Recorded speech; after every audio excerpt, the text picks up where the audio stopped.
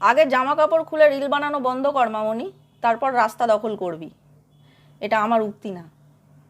14ই August রাত্রির 11:55 কলকাতা শহরতলি বহু মফস্বল শহরে মেয়েদের যে মিছিলের ডাক দেওয়া হয়েছে সাম্প্রতিক ঘটনাকে কেন্দ্র করে, সেই ঘটনাকে ছোট করে এটা লিখেছেন যে মেয়েটিকে ঘিরে এত কিছু, যার সঙ্গে দুর্ঘটনা ঘটেছে, যাকে নিয়ে এত কিছু, তারই বাবার বয়সী কেউ, অন্তত তার প্রোফাইল পিকচার দেখে তাই মনে হয়েছে। দেখুন কত ছোট্ট ছোট্ট বিষয়ে বোঝা যায় যে মেয়েদেরকে কত ছোট করা হয় এখনো, মানে ছোট ছোট পোস্টেই বোঝা যায়। প্রথম কথা, জামা কাপড় খুলে রিল, এই কথাটা জামা কাপড় খুলে এই যে বলা হচ্ছে, এটার মধ্যেই একটা ভীষণ মোটা দাগের বলা হচ্ছে যে মেয়েরা যারাই রিল করে সব মোটা দাগের, মানে সবাই জামা কাপড় খুলে রিল বানায়, কন্টেন্ট বানায়। দ্বিতীয়ত তুই করে বলা হচ্ছে, ভালো করে খেয়াল করুন, জামা কাপড় মানে খুলে রিল বানানো বন্ধ করো নয়, কর মামনি, তারপরে রাস্তা দখল করতে নামবি। একটা স্পষ্ট হেয় করা যে তোরা করবি রাস্তা দখল, তোরা করবি প্রতিবাদ, তোরা করবি মিছিল, ঠিক এতটাই হ্যাঠা করা হয়। এবং মানে এরা ভাবতেই পারে না যে শুধু মেয়েরা লিড করছে একটা ব্যাপারকে, শুধু মেয়েরা মানববন্ধন তৈরি করছে, তোরা করবি, এরম একটা ব্যাপার। খুব স্পষ্ট এই অসভ্যতাটা।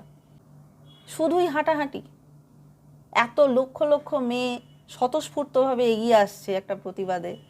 রাত 11:55 থেকে ভোর 4:30 অবধি যে কর্মসূচির কথা আমরা জানতে পারছি, সেটা নেহাতি হাঁটাহাঁটি। হাঁটাহাঁটি শব্দটা মনে হয় এখানে ঠিক হচ্ছে না। এখানে কেউ ভুঁড়ি কমাতে যাচ্ছে না ভাই, এখানে প্রচুর মেয়ে, মানে বেশিরভাগ মেয়েই ছোট থেকে বিভিন্নভাবে ট্রমাটাইজড হয়, বিভিন্নভাবে তারা খারাপ টাচের কি বলবো মুখোমুখি হয়। আর একটা নারী দেহ যখন এই খারাপ ছোঁয়ার মুখোমুখি হয় না, এটা সে আজীবন থাকে তার সঙ্গে, সে কখনো ভুলতে পারে না এটা। সে বারবার চান করলেও মনে হয় এই জায়গায় একটা দাগ রয়ে গেছে। এটা তারাই বুঝবে যারা এটার শিকার। সো বলে লাভ নেই। আমি যখন ক্লাস 11-এ পড়ি, অপটু হাতে শাড়ি পরতাম। আমি তো পরতেই পারতাম না, আমার মতো অনেককেই তাদের মায়েরা শাড়ি পরিয়ে দিতেন। আমরা যখন বাড়ি ফিরতাম বাসে করে, আমাদেরকে প্রচণ্ড সামলে শাড়িটাকে সেই কোঁচা ধরে এরকম করে দাঁড়িয়ে থাকতো, তো যদি খুলে যায়। তো আমরা এরকমভাবে দাঁড়িয়ে আছি, কেউ কেউ খুব স্বাভাবিকভাবে দাঁড়িয়ে আছে, সবাই তো আর আমাদের মতো নয়, অনেকে খুব ভালো নিজেরাই শাড়ি পরে আসতো। তো এরকমই একটি আমাদের বছর 16-17 বন্ধুকে তার বাবা কাকার বয়সী একটা লোক সাইকেল চালাতে চালাতে সামনে দিয়ে বলে যাচ্ছে, এই যে দিদি পইতে বেরিয়ে গেছে। মেয়েরা যেটা পরে ভেতরে, ওটাকে ব্রা বলে। সেই ব্রায়ের স্ট্র্যাপ যখন বেরিয়ে যায় সেটাকে পইতে বলা হয়। আমার বন্ধু যার 16-17 বছর বয়স ছিল, তাকে 50, 52, 54 বছরের একটা লোক এই যে দিদি তোমার পইতে বেরিয়ে গেছে বলে বেরিয়ে গেল। খুব গালাগাল দিতে ইচ্ছে করেছিল লোকটাকে, আমার বলতে ইচ্ছে করেছিল শুয়োরের বাচ্চা, আমি বলতে পারিনি, তার কারণ ছোট ছিলাম, ভয় পেতাম। আর এত সাডেনলি এই জিনিসগুলো ঘটে, আমরা কিছু বোঝার আগেই অনেক কিছু হয়ে যায়, অনেকটা সময় বেরিয়ে যায়, তখন আর গালাগাল দেওয়ারও কিছু থাকে না। মেয়েদের যখন আঁচল সরে যায়, মেয়েদের শরীরটা যেভাবে গঠিত, তার দেহের গঠন যেরকম, সেটা তার নিজের হাতে করে ছাঁচ ফেলে ফেলে তৈরি নয়, তাকে জৈবিকভাবে ওইভাবেই তৈরি হতে হয়েছে। আঁচল সরে গেছে, কলেজেরই একটি মেয়ে আমার বান্ধবীকে বলছে তোর একটা হেডলাইট বেরিয়ে গেছে। এগুলোই মেয়েদের থেকেও শুনতে হয়, আর এগুলো খুব মজা করে বলা হয়। আমি ওই মেয়েটির বন্ধু ছিলাম না, আমার বন্ধুকে যেহেতু এভাবে বলছে, আমার মনে হচ্ছিল থাপ্পড় মেরে দিই একটা। কিন্তু তারপরে ভাবলাম না, ও তো সচেতন করছে, কারণ তখনও আমার মাথায় এইটা প্রথিত যে হ্যাঁ, এরকম আঁচল সরে যাওয়া তো ঠিক নয়, ওকে তো সজাগ করে দিচ্ছে, সচেতন করে দিচ্ছে। এটা আমার মনে হয়েছে। আমার মধ্যে তখনও এই বুদ্ধিটুকু ছিল না যে একটা মেয়ের শরীর, সেখান থেকে যদি কাপড় সরে যায় সেটাকে এভাবে মক করাটা কতটা অন্যায়। তারপর আমি এখন যে ধরনের কাজকর্ম করি, তাতে বিভিন্ন পার্টিতে আমি যাই, ফিল্ম প্রমোশনে থাকি, প্রিমিয়ারে যাই, সেখানে বহু মেয়ে যারা অভিনয়ের সঙ্গে যুক্ত বা এই যে ধরনের কাজের সাথেই যুক্ত হন না কেন, যারা পার্টিতে আসেন, তারা খুব সেজে গুজে আসেন, এত সুন্দর দেখতে লাগে। সাজগোজও কিন্তু একটা আর্ট। তারা যখন শাড়ি পরেন, ধরুন খুব ডিপ নেক একটা ব্লাউজ পরেছেন কেউ, বা খুব পিঠটা বড় করে কাটা, ডিপ করে কাটা একটা ব্লাউজ পরেছেন কেউ, তার দিকে কিন্তু চোখ গেলে মনে হয় না যে এ বাবা কী রে ভাই এটা, এরকম লাগে না। তার কারণ দেখুন একটা জিনিস, আমরা এভাবে দেখি, এভাবে দেখতে শেখানো হয়েছে বলেই আমাদের মনে হয় এই বাবা কতটা কাটা ব্লাউজ পরেছে। এটা আমাদেরকে শেখানো হয়েছে, কারণ এগুলো তো শরীরের অঙ্গ। একটু তলিয়ে ভাবুন তো, যেগুলো ছোঁয়ার জন্য ভিড়ের মধ্যে লোক লপলপ করে, বাচ্চা বুড়ো কাউকে ছাড়ে না, ওগুলো তো শরীরের অঙ্গ, এটা তো আলাদা করে কিছু নয়। কত ছেলে আছে বলুন তো যারা জিম করে, তারা যখন পাঞ্জাবি পরে, পাঞ্জাবির দেখবেন ওপরের 2-3টে বোতাম খোলা থাকে, বিকজ তারা ব্যায়াম করে, তাদের এই জায়গার মাসেলগুলো টাইট হয়, তাই খুব প্রাকৃতিকভাবেই, খুব ন্যাচারালি এইখানে একটা খাঁজের মতো তৈরি হয়, সেটা তাদের পৌরুষ। তারা 2-3টে বোতাম খুলে রাখে কেন, শার্টের, পাঞ্জাবির, বিকজ এখানটা দেখতে ভালো লাগে। সে যে জিম করে এটা তার প্রাইড, এটা তার থেকে কেউ কেড়েই নিতে পারবে না। এক একটা ছেলে দেখবেন খুব ট্রান্সপারেন্ট পাঞ্জাবি পরে, স্যান্ডো গেঞ্জি পরে না ভেতরে, ওপর থেকেই বোঝা যায় ছেলেটি ব্যায়াম করে, নিজের শরীরের যত্ন নেয়। ঠিক একইভাবে একটা মেয়েও যদি তার শরীরের প্রতি খুব যত্নশীল হয়, সে এমন করে শাড়ি পরলো তার শরীরের এই জায়গাগুলো দেখা যায়। শাড়ি এমনই একটা পোশাক, গলা থেকে এই পর্যন্ত দেখা যায়, পেটের কিছুটা জায়গা দেখা যায়, পিঠের অনেকটাই দেখা যেতে পারে। তার জন্য তাকে এভাবে পোক করবেন? এখনও 2024 সালে দাঁড়িয়েও বলবেন এভাবে জামা কাপড় খুলে রিল বানানো বন্ধ কর, তারপর রাস্তার দখল নিবি? প্রত্যেকটা মেয়েকে কতটা হীনভাবে যে দেখানো হয় তার প্রতি পদে আমরা উদাহরণ পাই। একটা মেয়ে যদি তত্ত্বরিয়ে উন্নতি করে, সাথে সাথে খুব ইজিলি তার ব্যাপারে বলে যাও তো বসের সাথে শুয়ে প্রমোশন পেয়েছো, তো বসের কোলে বসে প্রমোশন পেয়েছে। কেন রে ভাই? একটা মেয়ে কম্পিউটার চালাতে জানে না, একটা মেয়ে অনসাইট কাজ করতে যেতে পারে না, একটা মেয়ে পারে না, তাহলেই শুয়ে বসে ঘুরে পেয়েছে?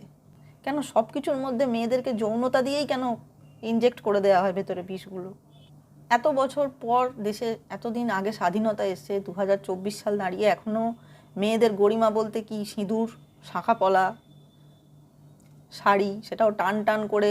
সার্টেন কিছু মানুষ আছেন সমাজের খুব উচ্চবৃত্তের, তারা শিখিয়ে দেবেন কিভাবে আঁচল যাবে, কিভাবে পরিপাটি থাকতে হবে, তাদের মত অনুযায়ী যেটা পরিপাটি, সেরমভাবে যদি পরিপাটি না থাকা হয়, না হলে তাহলেই ল্যাম্পপোস্ট। এখনও এটা ভাবতে হচ্ছে। আজকে যাকে নিয়ে এত শহর উত্তাল, দেশের কোনায় কোনায় যাকে নিয়ে এত কথা হচ্ছে, এত চর্চা হচ্ছে, সেই মেয়ে একজন ডাক্তার ছিল। এবং খুব খারাপ লাগে এটা, মানে ভাবলেই খুব খারাপ লাগে। আমার মনে হয় যত পেশা আছে পৃথিবীতে, সব থেকে ভালনারেবল পেশা হচ্ছে এই চিকিৎসা পেশা। কারণ ডাক্তারির সাথে যারা যুক্ত, এদেরকে নিয়ে কত অনায়াসে বলে দেওয়া যায়, গান করা যায়, ডাক্তার মানে সে তো মানুষ নয়, আমাদের কাছে সে তো ভগবান। কসাই আর ডাক্তার একই তো নয়, কিন্তু দুটোই আজ প্রফেশন। কসাই জবাই করে প্রকাশ্য দিবালোকে, তোমার আছে ক্লিনিক আর চেম্বার, ও ডাক্তার।